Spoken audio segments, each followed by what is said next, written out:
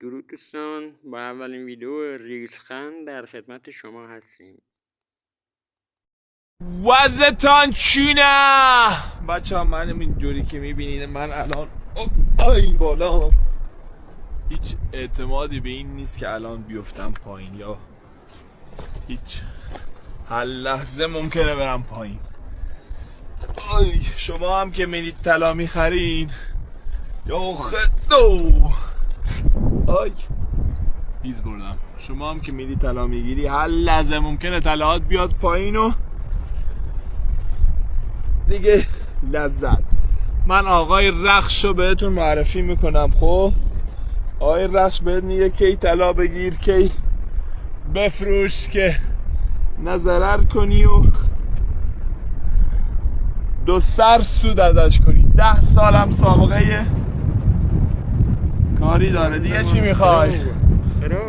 برین طلا بگیرین و از آقای رخش هم کمک بگیر.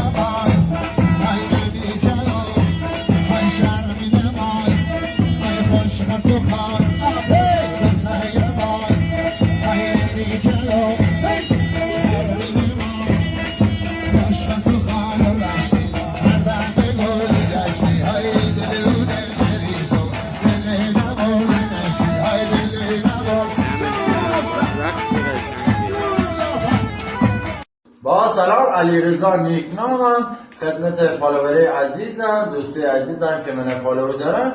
دوستان هر کی گو اسم ایچیه یه جایزه خوبی بهش میدم، خدا وکیلی بهش هم میدم. یعنی هر کی اسم ایون مثل هندونیه، فقط یه میگم ولی خیلی هم تلخه. یه دارو گیاهی هست تو کوه صبر میشه. هر کی اسمشو بگه جایزه خوبی بهش میدم. لایک کامنتاتون نره، مشتبه هم این سری قطعش میکنه. به درد کسی خوردی، به درد نخورد، به دردش بخوری، به درد نخوری.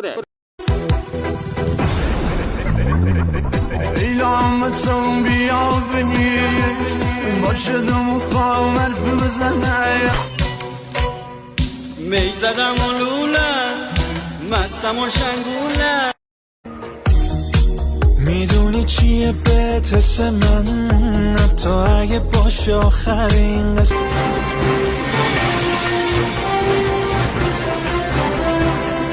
در سمت تو هم دلم باران، دستم باران.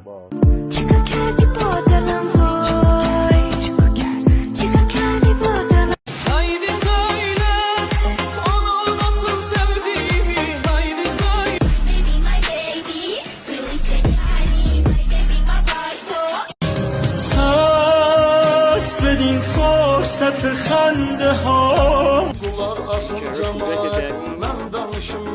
عباسم و در پی خطر میگردم، دور بر خیمه تا سحر میگردم. 100 بار اگر حلقه را هر بار دوباره تکنم. علم داغ چرخان بزن قلب گردان، یه لشکر هنوزان از اون تیغ